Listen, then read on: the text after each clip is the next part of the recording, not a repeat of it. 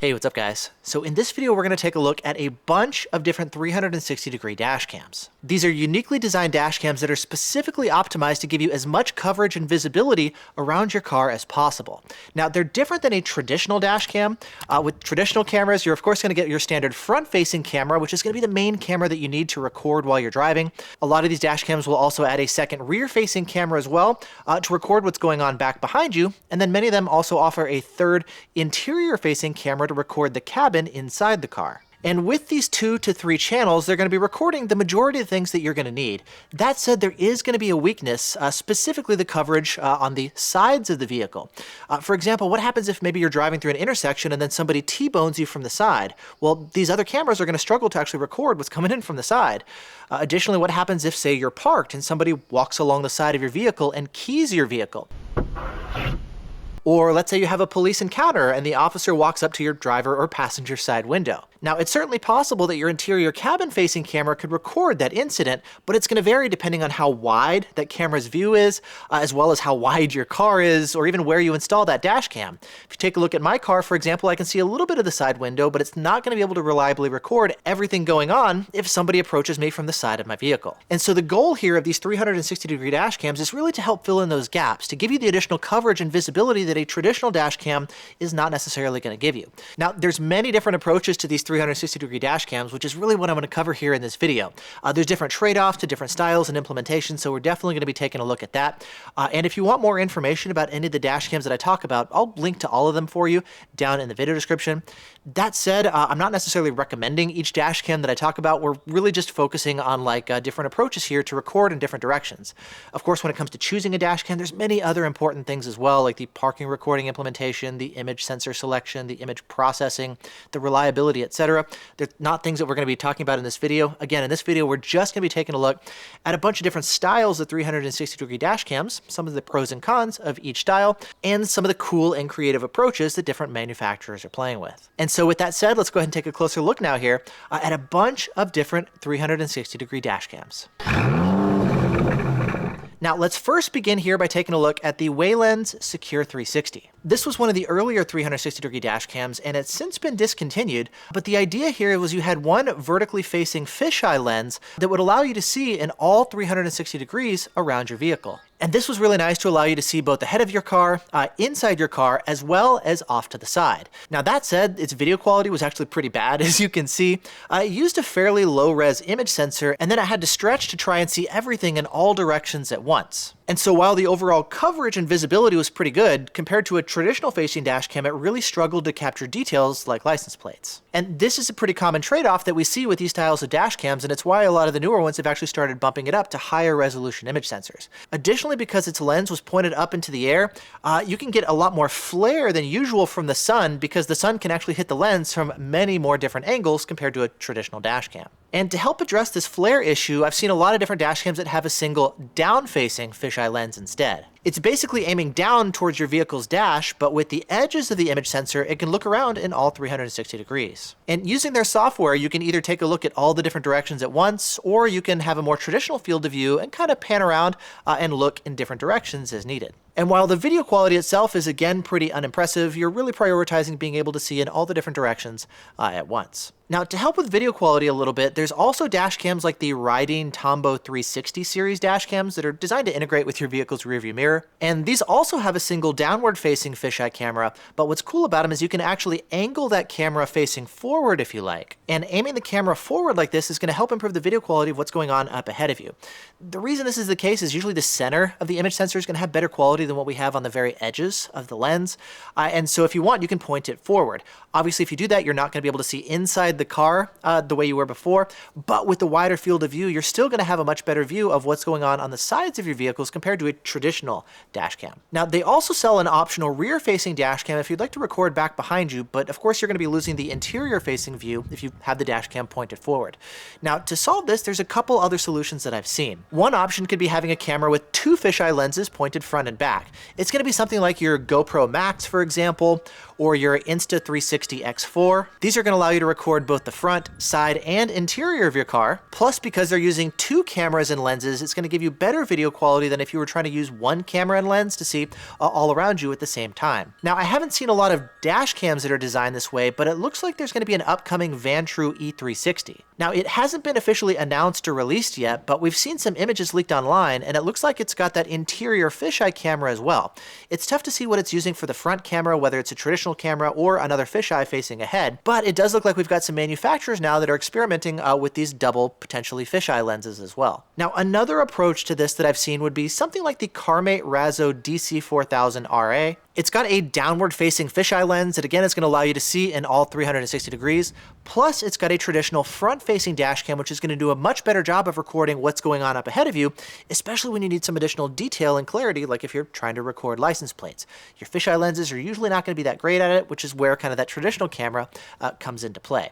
Additionally, because these cameras are installed up in the front of the vehicle, they're going to obviously struggle to record what's going on back behind you, so it comes with a separate rear-facing camera that you can install in your back window, and it's going to give you a lot better visibility than trying to use the front-facing camera to peer all the way through the back window. And so this is kind of a cool hybrid system that's using a variety of different cameras and camera styles to give you additional coverage and video quality in different directions. Now, another camera that I've seen that tries to integrate more of this stuff would be something like the 70mm Omni 360.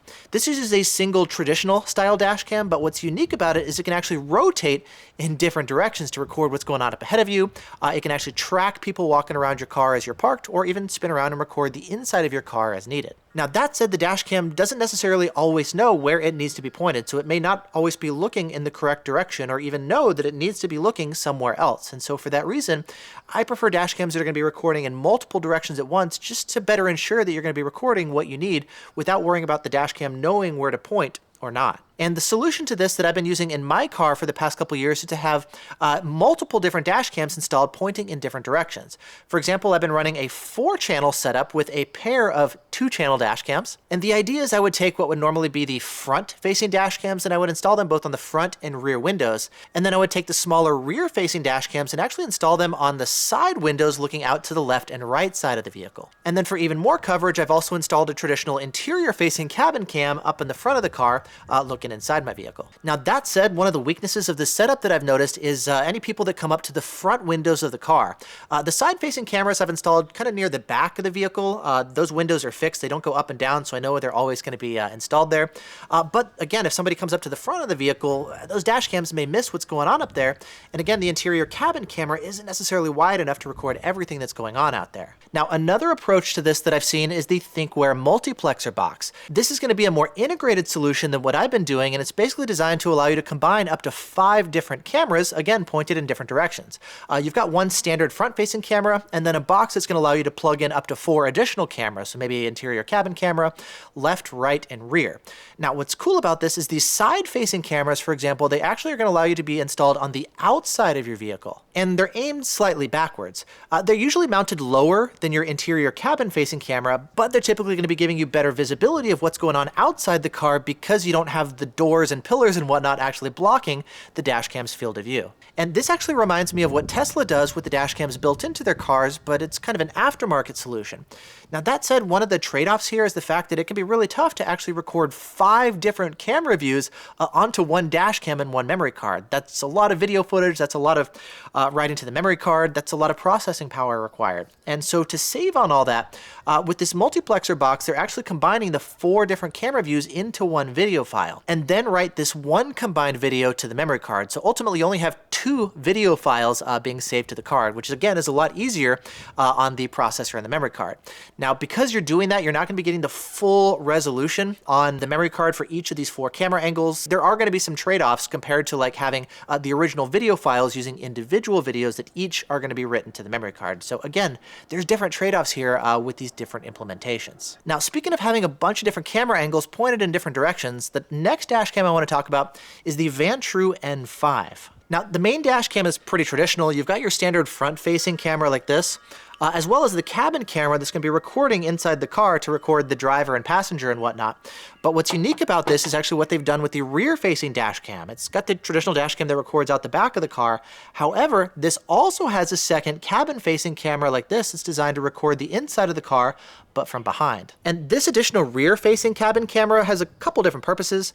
You can use it to maybe record the kids in the back of your car if they're still younger and facing backwards in the car seats. If you're a rideshare driver, it can give you an additional field of view of maybe the passengers toward the back of the car. Or if you're driving an SUV or something, you can actually aim the cabin camera down like this to record maybe the luggage that the passengers are bringing in and out of the car in case something gets lost or left behind. Or you have another angle that can record out the sides of the vehicle in case maybe the front cabin camera is missing what's going on the sides of the vehicle. And so the second interior camera is really designed to record the inside of the car, but as a bonus, it can help giving you additional coverage on the outside of the car.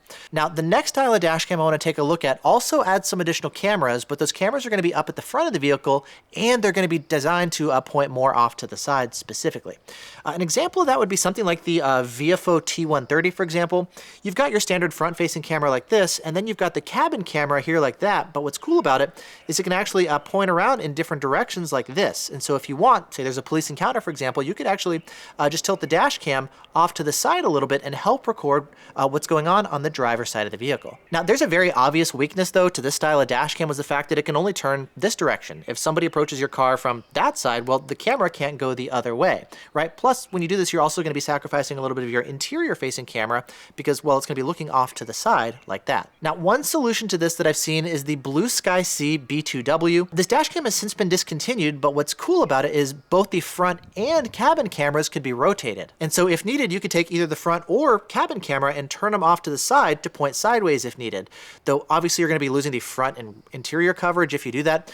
Plus, in case of a police encounter or something, you don't necessarily want to be messing with stuff. You want to keep your hands on the wheel and whatnot. And so for that reason, I would prefer having some additional cameras that are maybe dedicated to recording off to the side instead, so you don't have to mess with stuff at any point. And there's a number of dash cams that are available that are specifically designed to give you those extra dedicated side cameras. But what they all have in common is the fact that the front-facing dash cam also has two additional cameras that can be rotated and pointed off to the side. And you can angle these side cameras to give you some overlap in the middle to make sure that they can still record the inside of the car, but because they're slightly pointed off to the side, they're going to be giving you the sideways coverage that you need as well. Now, having 3 cameras in one body like this is going to mean that the dash cam is pretty big and bulky, something to keep in mind. There is a 4th camera that's available as well. It's a separate rear-facing dash cam that goes on the back, a traditional one just to record back behind you. But again, this front camera is going to be pretty big and bulky just due to the fact that you've got 3 cameras in one here. And then finally, the last solution I want to talk about also has a bunch of different cameras, but instead of kind of putting everything all in one, you're taking a bunch of these cabin-facing cameras and maybe placing them around your car. For example, Panzer Platform, he's actually got a custom system like this installed in his vehicle. And basically what he's done is he's taken some of the cabin cameras and he's installed them up by the A-pillars. And looking over some of his sample footage, what I like is the fact that you can see maybe the driver and the police officer in the window both at the same time.